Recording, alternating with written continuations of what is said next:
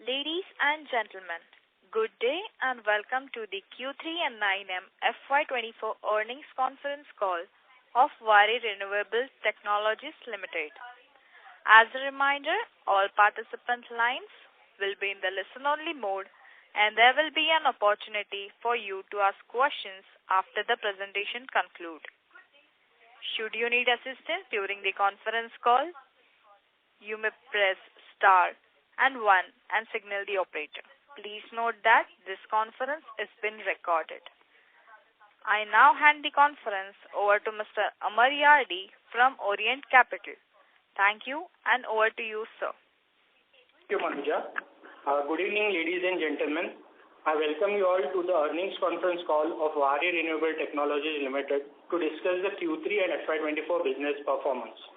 Today on the call, we have from the management Mr. Dilip Panjwani, Chief Financial Officer, and Mr. Rohit Waree, General Manager, Investor Relations. Before we proceed with the call, I would like to mention that some of the statements made in today's call may be forward-looking in nature and may involve risk and uncertainties. For more details, kindly refer to the investor presentation and other filings that can be found on the company's website. Without further ado, I would like to hand over the call to the management for the opening comments, and then we will open the floor for Q&A. Thank you, and over to you, Dilip, sir. Thank you, Amar. Good evening, everyone. I would like to welcome you all to the earnings conference call of Waree Renewable Technologies Limited to discuss the third quarter and 9-month ended FY24 financial performance. I hope you all have got an opportunity to go through our financial results and investor presentation, which has been uploaded on the stock exchange as well as on the company's website. I wish to express my heartfelt gratitude to all those who dedicated their time to join the call and have consistently been part of our journey.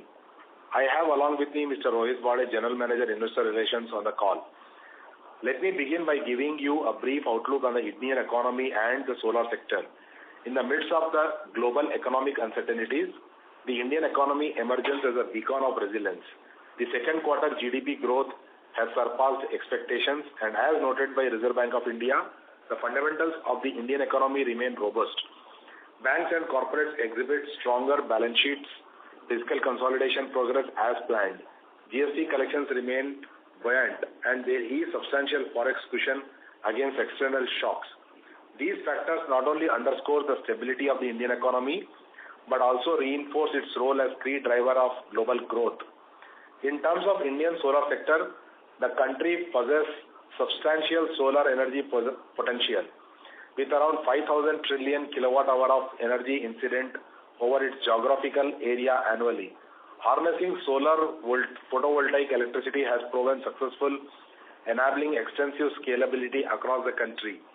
India aims to decrease the carbon intensity of its economy by less than 45% by the end of the decade, attain 50% cumulative electric power installed from renewables by 2030, and reach net zero carbon emissions by 2070.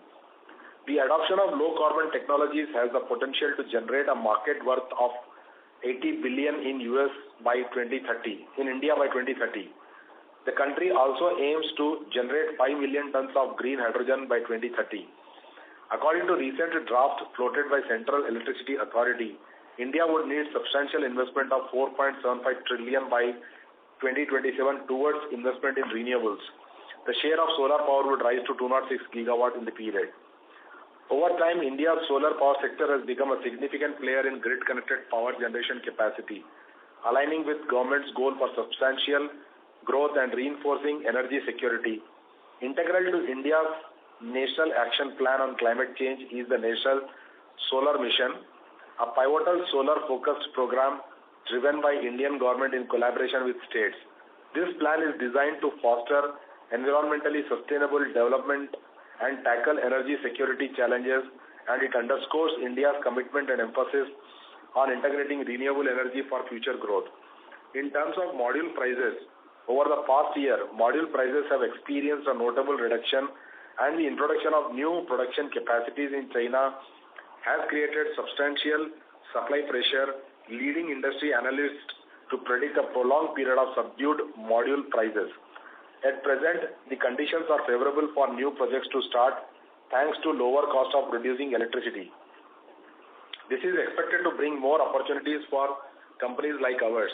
Our business development teams are working very hard and remain focused to deliver the strong growth trajectory we are targeting in this year, and we are well placed and optimistic about reaching the goals set earlier in the year. In conclusion, the upward progress of Indian renewable energy sector, buoyed by the government's commitment and strategic initiatives, sets a promising trajectory for the future. We continue to leverage our expertise in the sector and are eagerly anticipating the unfolding of exciting opportunities on the horizon. We are committed to delivering unique services with the primary focus on maximizing value for our customers and stakeholders. Our dedication to contribute meaningfully to the sustainable growth and success of renewable energy landscape reflects our dedication to staying at the forefront of innovative and sustainable solutions. Now I would like to take you through our business performance for this quarter and 9 months ended FY24. I am pleased to report that our company has had a strong Q3 and 9 months FY2024. We have an unexecuted order book of 749 plus megawatt peak, and we have successfully executed orders of 473 plus megawatt peak in 9-month period for FY24. Revenue from operations and O&M stood at 7.19 crores in 9 months FY24. Revenues from power stood at 10.89 crore during the 9-month FY24. In this quarter, we have received orders for one rooftop solar project and one ground-mounted solar project, respectively, which we have already announced on the stock exchanges. Third quarter performance, revenue for third quarter FY24 stood at 324.19 crores, representing a growth of around 338.78% year-on-year as compared to 73.88 crores in quarter 3 FY23.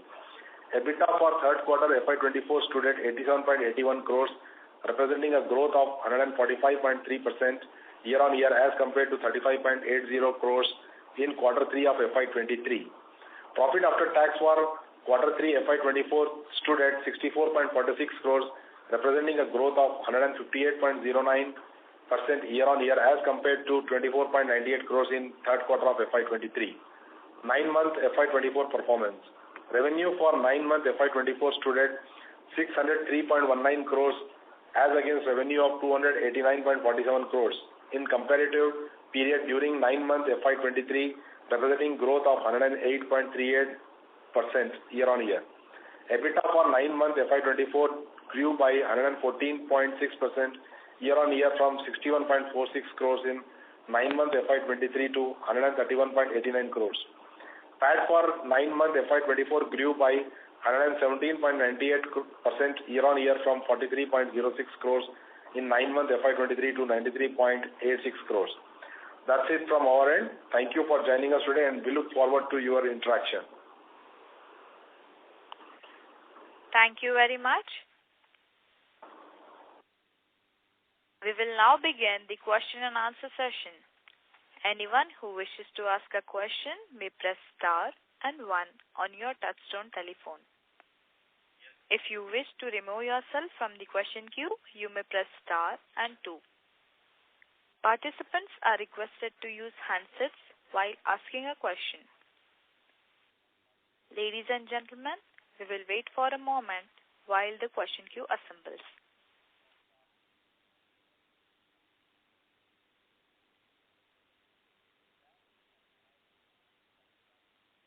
The first question is from the line of Vikram from Nivesha Investment Advisor. Please go ahead. Hello. Hi, sir. Congratulations for a good set of numbers in current quarter. So I had a first question regarding our sustainable EBITDA margins. Previously, we have said that sustainable EBITDA margin would be in the range of 12 to 15%. But recently, during an interview, our CFO guided that EBITDA margin would be in the range of 15 to 20%. So if you could highlight the reason for the same, is it due to module price correction? Or? In all our communications, we have maintained that our sustainable EBITDA margins should be in the range of 15 to 20%. In our previous earnings call and in our other communications which we have met with other analysts, etc., we have always said that we see our margins to be in the range of 15 to 20%. And we have stated various other things as well, in relation to how 15 to 20% margin emerges. So I don't know where do we get this 10 to 12% number, but we continue to maintain that it should be in the range of 15 to 20%. I think we are mentioning last Concalls only. Okay. And sir, what is current bidding pipeline and expected conversion rate? So, as I mentioned in my opening remark that we have unexecuted order book of 749 megawatt. Yeah. Our bidding pipeline today is at 9 gigawatt, is what we are discussing with our potential customers. And it is increasing by the day as we speak. But as of today, January 31 when we speak, it is 9 gigawatt. But what is that past conversion rate? See, the conversion, these orders are quite big. One order itself, takes you to a bigger number. So whatever percentage we mention, would be not that relevant. But if you want to take a thumb rule, normally in our trade, the conversion rate is between 30 to 40%, anywhere between 30 to 40%. And sir, lastly, can we cross 1 gigawatt plus execution this year? What kind of growth we are expecting in next financial year? See, we never give guidance on how much growth we will do. I can talk about sector and how we are participating in this sector growth. So, as I told you, in our opening remark also, by 2027 itself, solar would be about 206 gigawatt up from, 65 to 70 gigawatt, which is today. Roughly around 65 gigawatt is what solar is today. And, by 2027, which is like 4 years down the line itself, we are going to see a growth of 206 gigawatt. And, one thing I can definitely tell is we are gearing ourselves to be a big contributor to this growth in the sector. Okay, sir. Okay, sir. Thank you. Thank you very much. The next question is from the line of Vivek Gautam from GS Investments. Please go ahead. Yes, sir. Congratulations. A very good number, sir. Basically, sir, I have started tracking the company recently only, so you might find my questions to be a bit beginner type. Sir, first, one query and concern which we have is the China plus one, that is the big threat.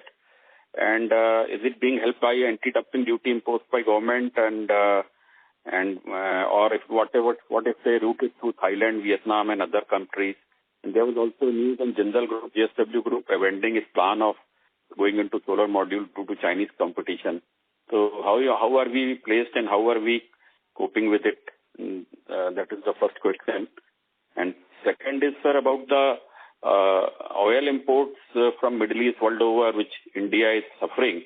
And can it be substituted by solar energy, for example, solar pumps playing a critical role in it? And how viable is it, sir, and by what percentage? And third question is on the battery storage plan in the non-peak hours. So solar is there in the day only, what about in the evening and the night? What are our plans? And Waree Energy's IPO also, if you can tell something, sir. Thank you. Vivek,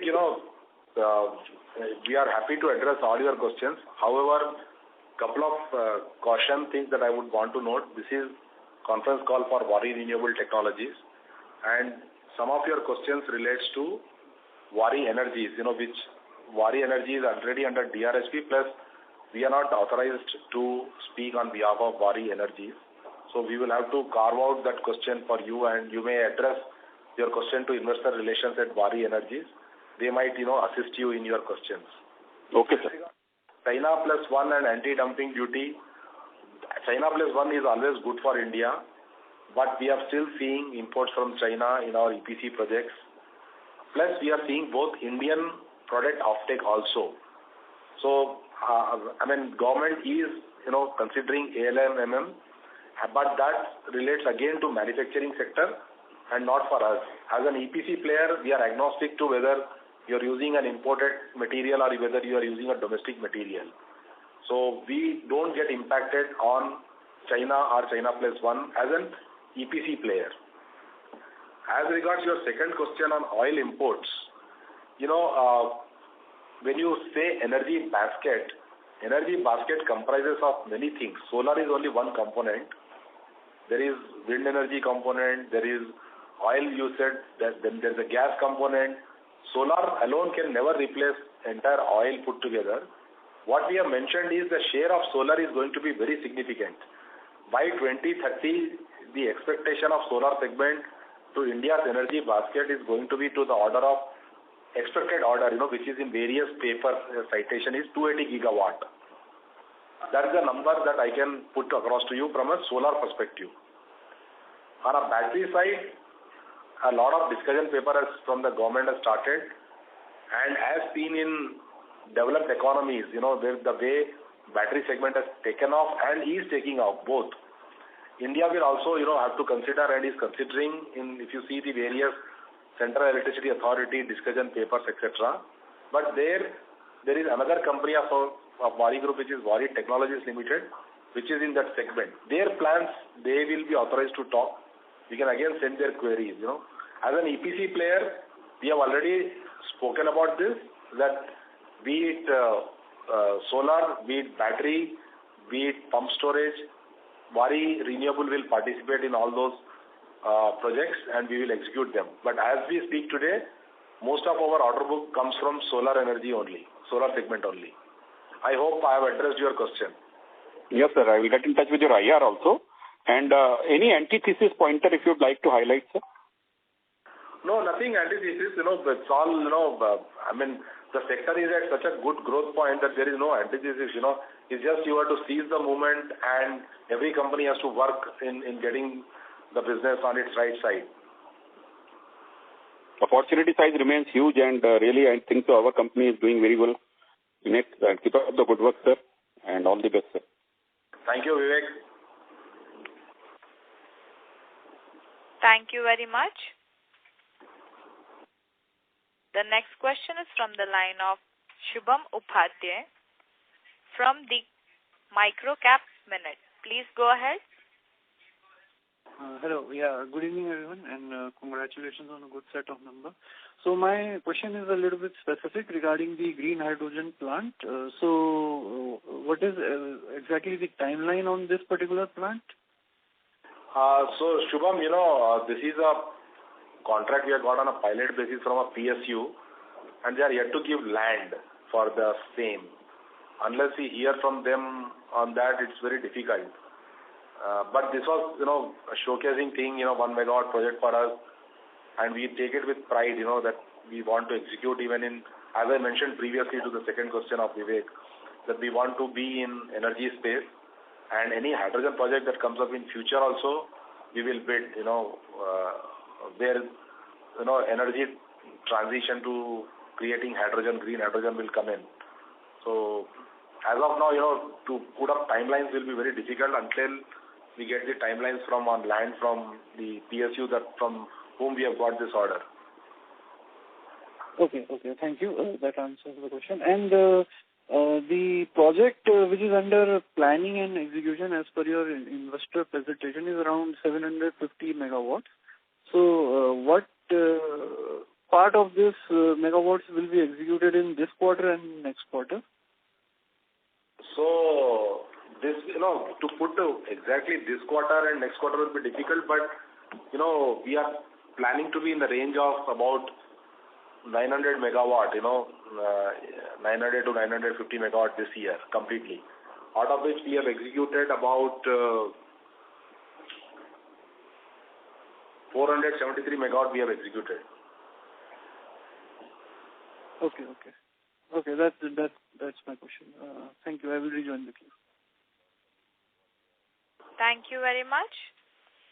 The next question is from the line of Rohan Parekh from Home Stock Brokers. Please go ahead. Hello, everyone.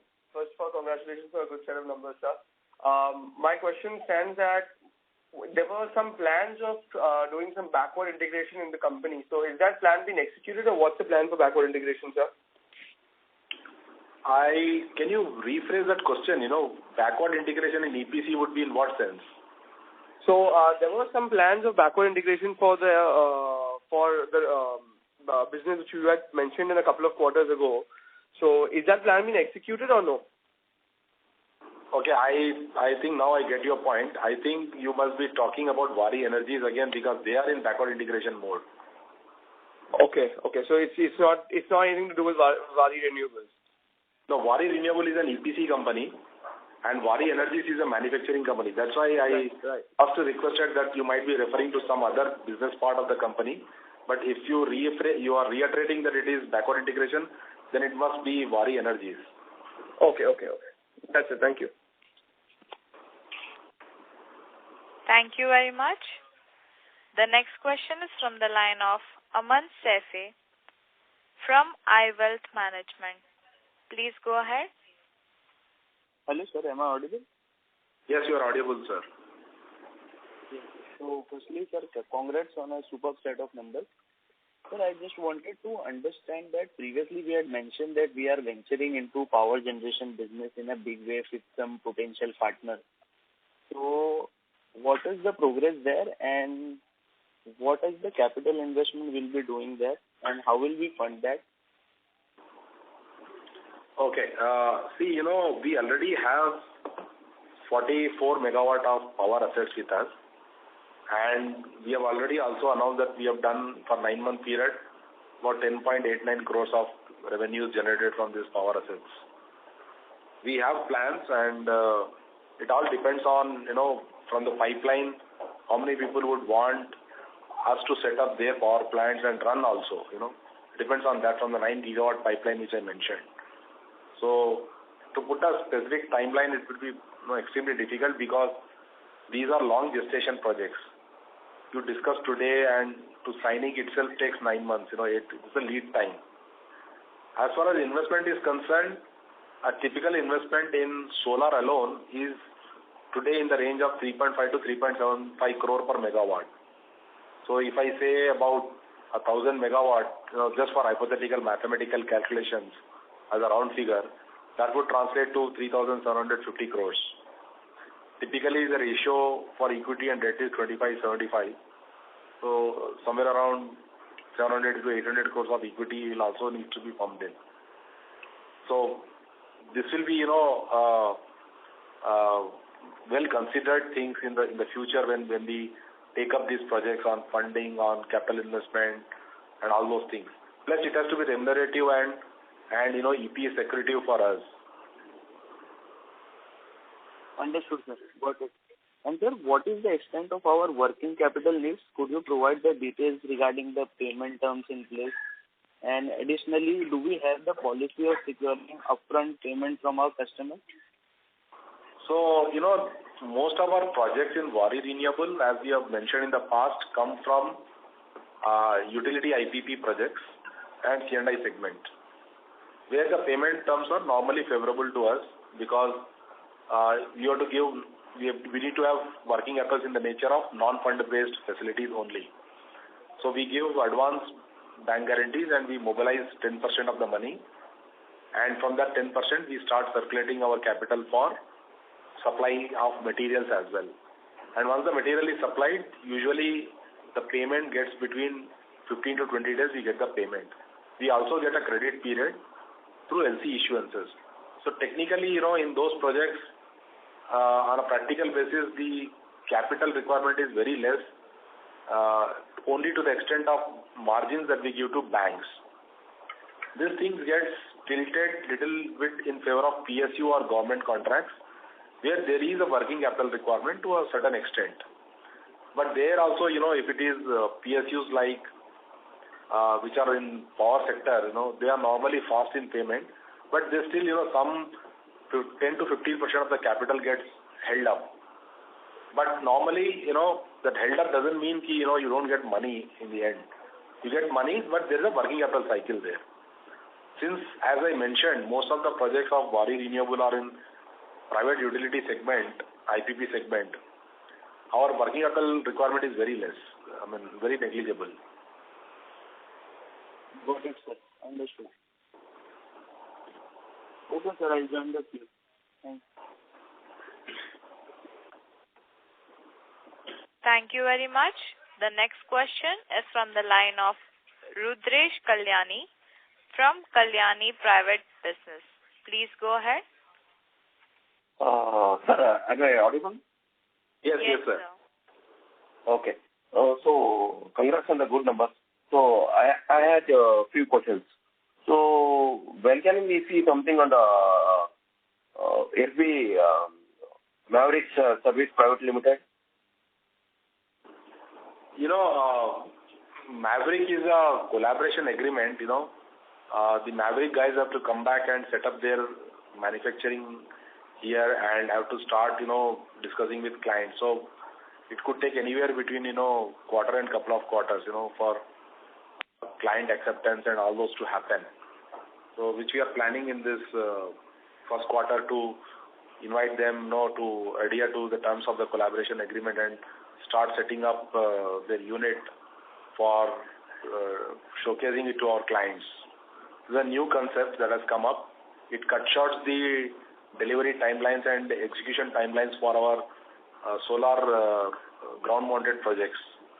So, there's a rough timeline that we are seeing for the Maverick collaboration agreement to fructify. And my next question is, do we have any plans to monetize the carbon credits which we have saved with our plants? To the extent available to us, we definitely would, do that. But in EPC segment, there would be hardly any carbon credits. Carbon credits would accrue to solar IPP guys. Okay.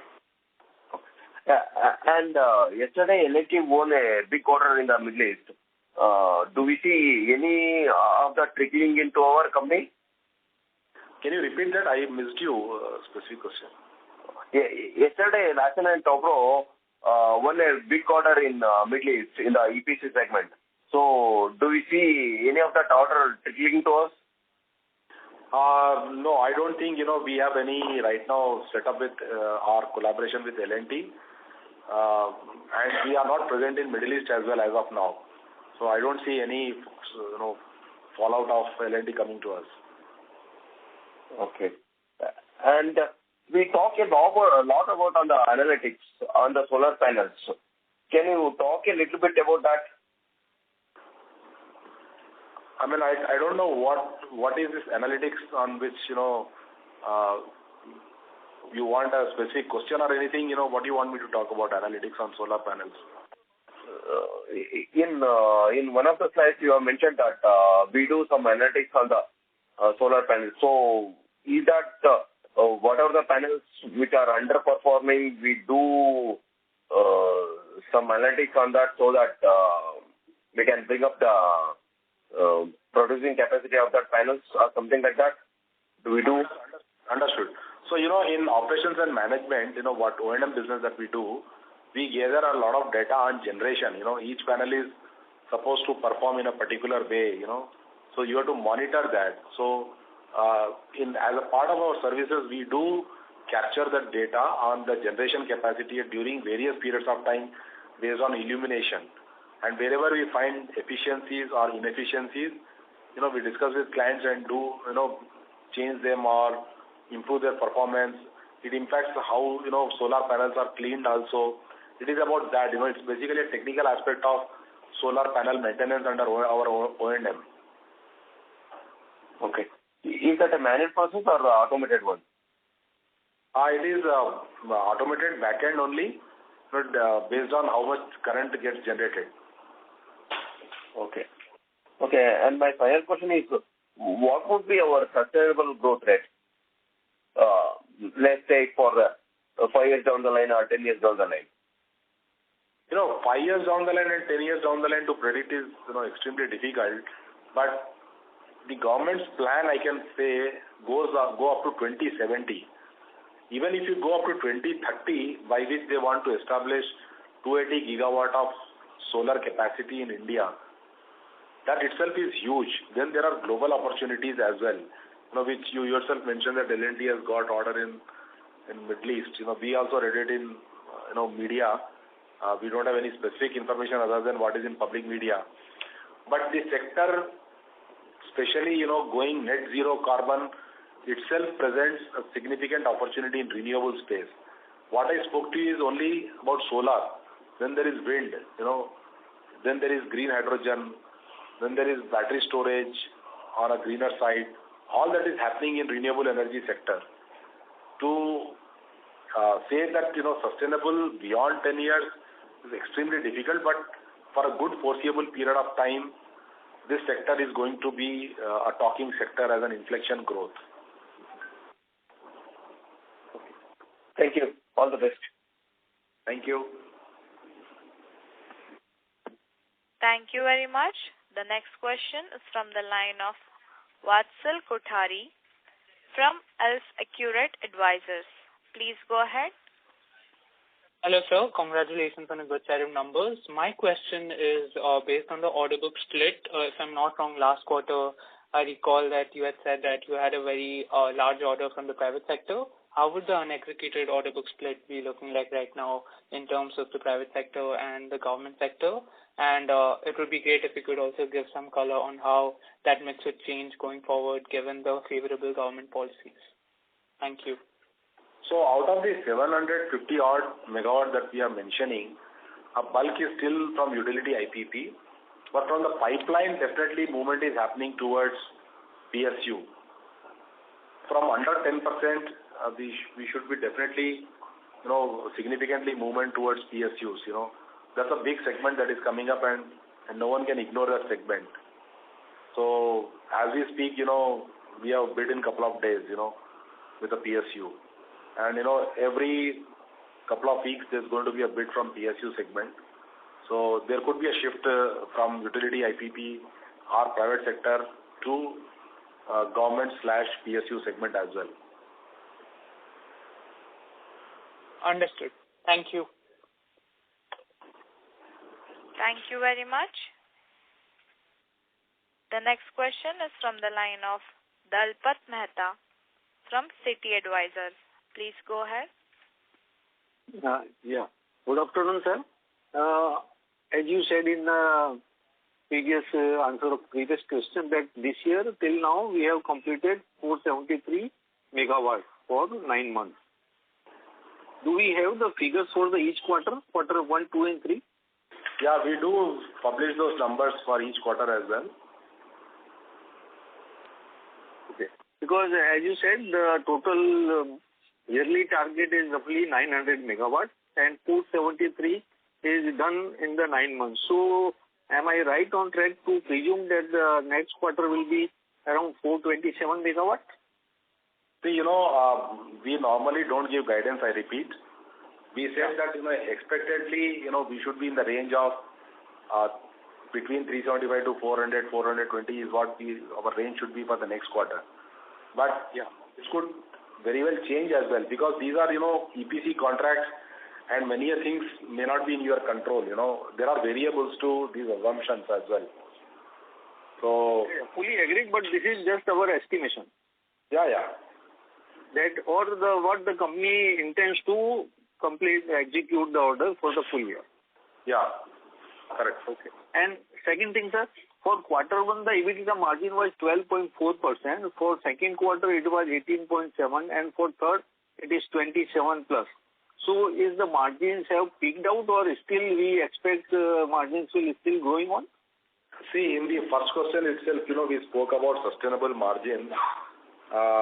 We continue to maintain that our margins in EPC segment ought to be in the range of 15 to 20%. So there are always factors in EPC contracts because these are long duration contracts. They don't get over in 1 quarter. They spill over to 3 to 4 quarters, sometimes 5 to 6 quarters also. If you look at the contract in its entirety from start to end, your margins always will hover between 15 to 20%. Okay. And the last one is, as the Prime Minister has announced this Suryodaya scheme, so how the company want to explore the opportunity in that scheme? Is there any strategy set by the company, or how do we want to go ahead with this scheme? See, we are studying the scheme as of now, number one. And number two, we do kilowatt, this rooftop projects also. But those are very far and few, We normally deal in big megawatt. Most of our, if you contracts, you see execution, it's, 50 megawatt, 100 megawatt. We are not taking even 290 megawatt also we have done, So our focus has always been on those big megawatt orders. These are very scattered ones. So the company has to, sit and think of how to do this. Low kilowatt, remunerative, not remunerative for EPC. But there could be other areas of, supply chain which the company can benefit. But that we have not yet formed up on that plan yet. Okay. Yes, sir. Thank you, sir. Thank you very much. The next question is from the line of Rishikesh from Robo Capital. Please go ahead. Yeah, hi. Thank you for the opportunity. Firstly, sir, if you could just indicate how much percentage of the order book is with the modules and how much that we need to fulfill without modules.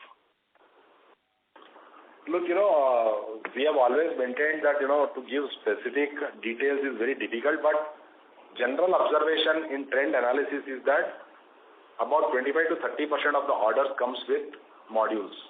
The rest of the 75% of the order book always is 70 to 75% is without modules.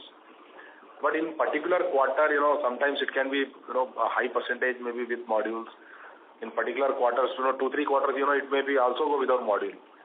If we get 10 contracts, roughly our observation is 2.5 to 3 contracts we get with modules.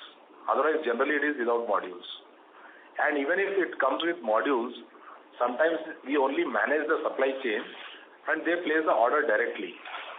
The company, Waree Renewable, doesn't get involved in risk and reward of that module. So that's how, the EPC contracts normally work. Okay.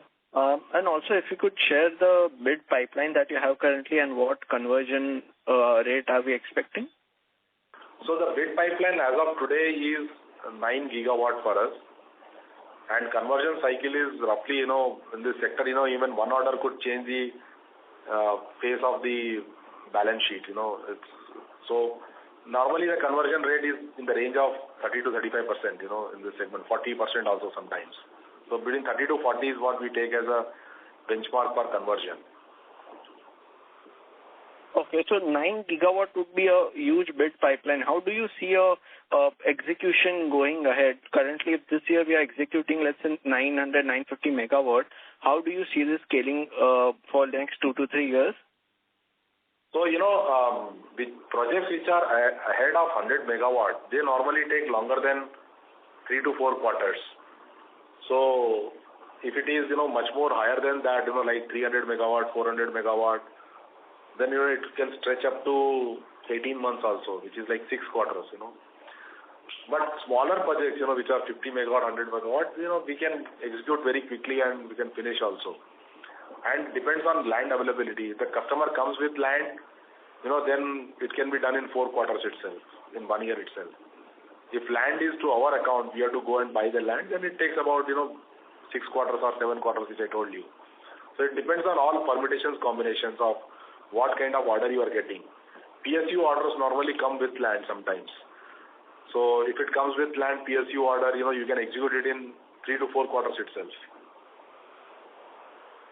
Okay, got it. Thank you. Thank you very much. The next question is from the line of Gunit Singh from CCIPL. Please go ahead.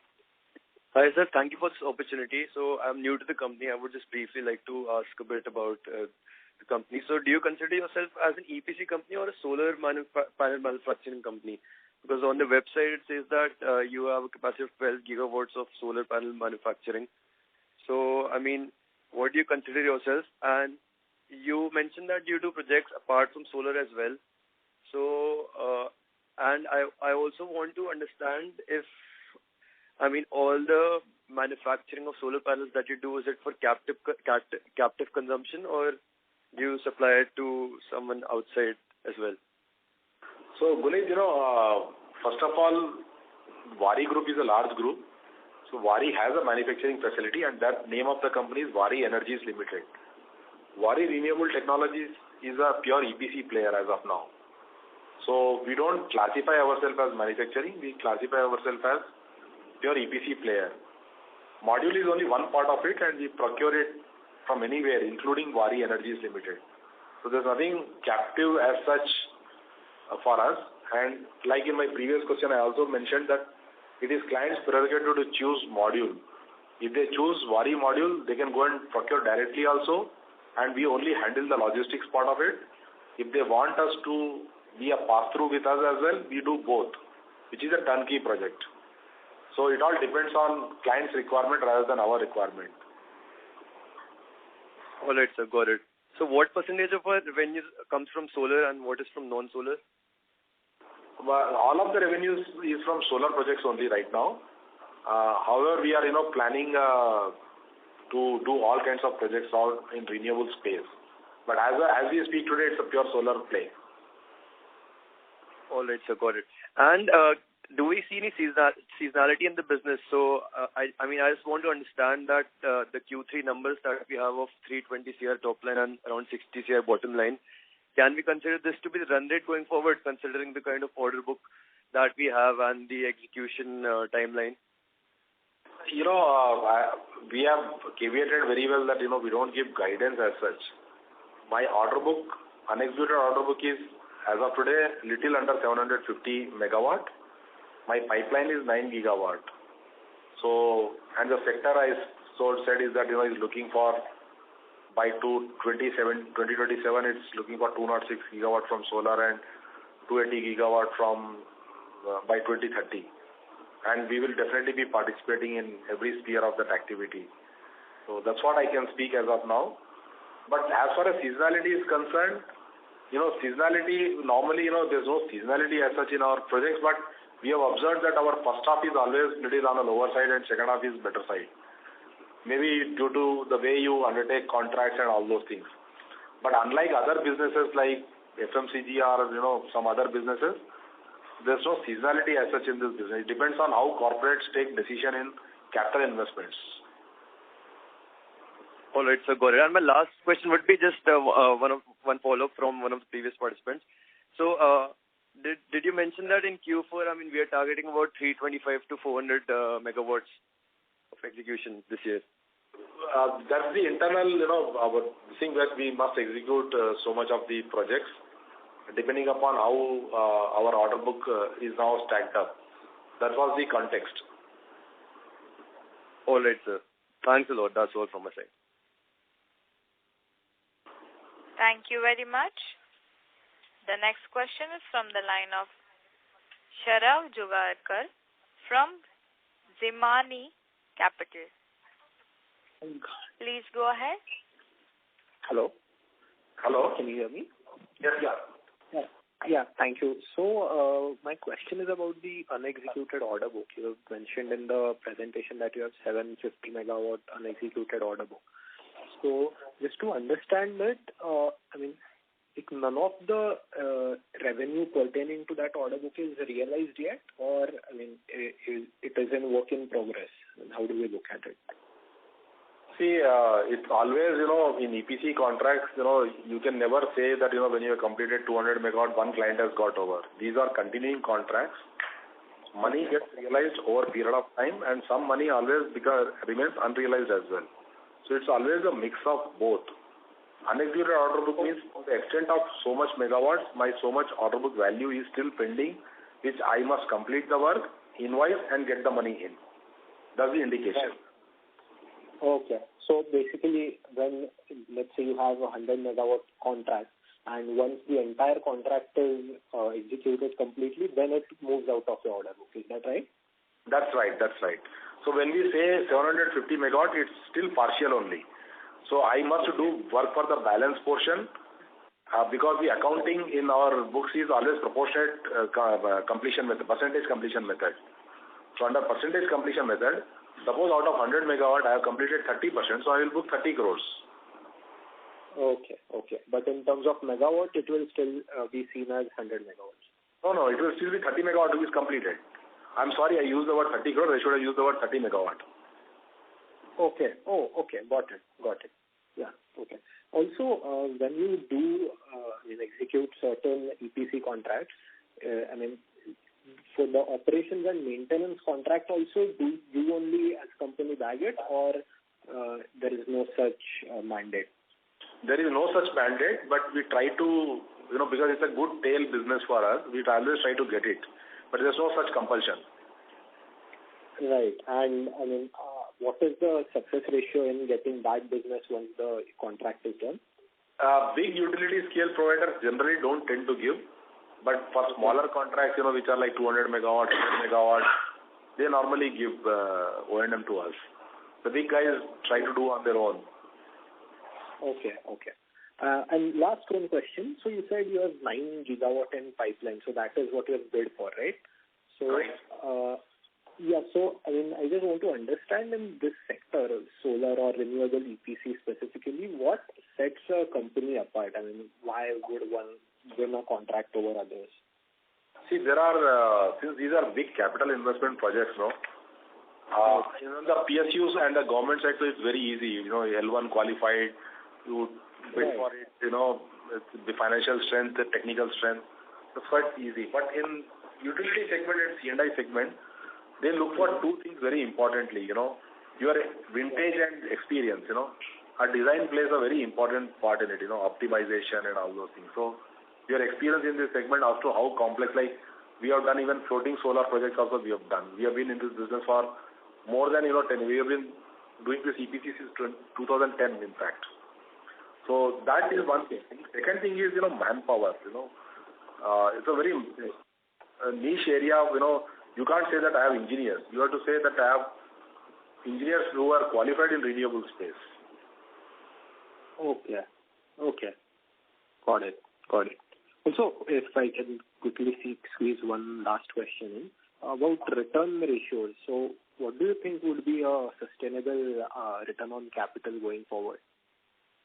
See, that's very difficult to predict, but as I told you that it's not a very capital intensive business, EPC business. Yeah. So what is happening today, must continue unless, you see something else coming up. Okay. Got it. That's it from my side. Thank you. Thank you very much. The next question is from the line of Anirudh Singhi from Dalal & Broacha, Portfolio Manager. Please go ahead. Hi, thank you for taking my question. Congratulations on a good set of numbers. So my question was regarding our EBITDA margin. We are saying we can do 15 to 20%, but this is sort of unheard of in the solar EPC space. Our competitors, our peers, they struggle to do 9 to 10% margin. So how is it that we are doing much better margin than them, and how are we competing with them when it comes to bidding? On a lighter note, I should get away from this question actually, Anirudh. but let me attend to the answer to this. We have mentioned this previously as well. In government and other where there's a tender bidding, there tends to be a competitive intensity, and margins tend to shrink, and our share in that segment is very negligible.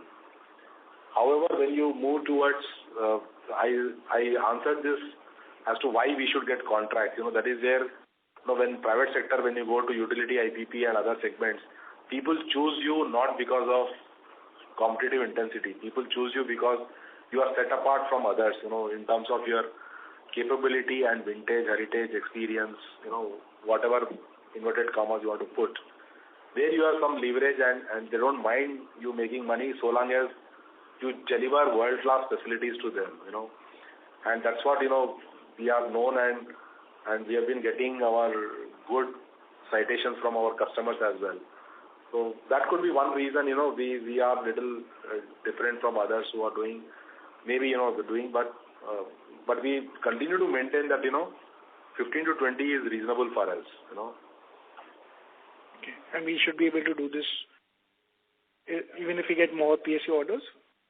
No, if there are PSU orders, it could, lead to, but then the volume will substantially increase, So even if, it's like a platform, what happens in a platform is that, once you get big orders, from PSUs, let's say you get 500 megawatts, 700 megawatts, if you get 2-3 orders, You are already 2.5 gigawatt, and your economies of scale on the operating side will also play out. Though your margins will come out, but you don't need additional capital to deliver them at the end of the day. Right. And my second question was regard to orders with modules. So when we take these orders, does the module price also reflect in our revenues? Yeah, if it's a pass-through with us, then it reflects in our revenues. And then the margins on that would be considerably lower, right? Because margins on modules will shrink your overall margins. So could you just give me a comparison if you have an order with modules and without modules, what could the margins be? We go for always blended margins. We don't differentiate for external people, what is my margin with module, without module. So when I say 15%, it includes all my risk and rewards. Okay. And just to get it clear, if you just do pure EPC, it'd be about 1.2 crores and with module about 3.5-4 crores, right? That includes land and approvals as well, 3.5 crores. Okay. And EPC with modules, what would be the revenue that we would realize? So that should be in the range of 2.5 to 2.7 crores, depending upon what kind of module is that, what kind of technology is that. Okay. And we don't make any trading margins of that, right? It's a clear pass-through. Not necessary. We do make some margin, but it's not a large margin like EPC services. Okay. So if I look at the 9 months number, if I divide the revenue by 473 megawatts, it comes to 1.27 crores. So we didn't have any big module contract in the 9 months? Yeah, we did have, in the 9 month period, we did have certain customers where module is part of that contract. Yeah, so despite that, the average revenue is only 1.27 crores megawatt, right? So yeah. So there could be some contracts where, you would have delivered some lesser services and could be, 90 lakhs per megawatt also, But normally we tend to believe that we should be in the range of 1.1 to 1.2 crore per megawatt overall. Okay. All right. Thank you. It all depends on scope of the services that the client is willing to outsource. Okay. All right. Thank you.